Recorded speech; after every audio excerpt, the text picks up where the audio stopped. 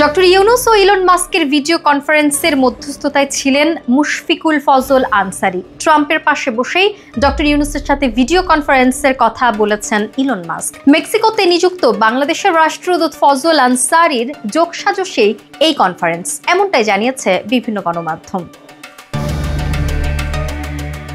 13 ফেব্রুয়ারি বাংলাদেশ সময় রাত 9টায় তাদের মধ্যে এই কথোপকথন হয়। কথোপকথনের পর স্পেস এক্সের গ্লোবাল এঙ্গেজমেন্ট অ্যাডভাইজার রিসার্চ গ্রিফিথসকে ধন্যবাদ জানিয়ে মুশফিকুল এক্সে একটি পোস্ট দেন। সেখানে তিনি বলেন, বাংলাদেশের অন্তর্বর্তীকালীন সরকারের প্রধান উপদেষ্টা ও ইলন মাস্কের মধ্যে একটি অসাধারণ কথোপকথনের আয়োজন করার জন্য প্রিয় বন্ধু রিচার্ড গ্রিফিথসকে অশেষ ধন্যবাদ। এর মধ্য দিয়ে বাংলাদেশের স্পেস এক্স ও স্টারলিংক প্রযুক্তির বিকাশ ও যোগাযোগের ক্ষেত্রে নতুন যুগের সূচনা হবে, যা উদ্ভাবন, শিক্ষা ও অর্থনৈতিক প্রবৃদ্ধি অর্জনে বিরাট সুযোগ তৈরি করবে। শুরুতে এর অংশ হতে পেরে আমি দারুণ উৎফুল্ল।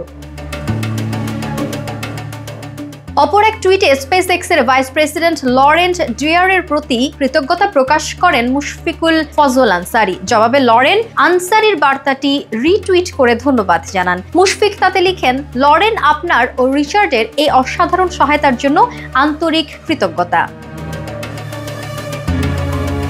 ফজল আনসারী আরও লেখেন, ডক্টর ইউনুস ও ইলানের মধ্যকার কল বাস্তবায়নের অংশ হতে পেরে আমি আনন্দিত। আপনার প্রচেষ্টা এই সংযোগকে বাস্তবে রূপ দেওয়ার মাধ্যমে এক নতুন অধ্যায়ের সূচনা করেছে, যা ডিজিটাল বিভাজন কমিয়ে আনতে এবং উদ্ভাবন, শিক্ষা ও অর্থনৈতিক প্রবৃদ্ধির অসাধারণ সম্ভাবনার দ্বার উন্মোচন করতে সহায়ক হবে।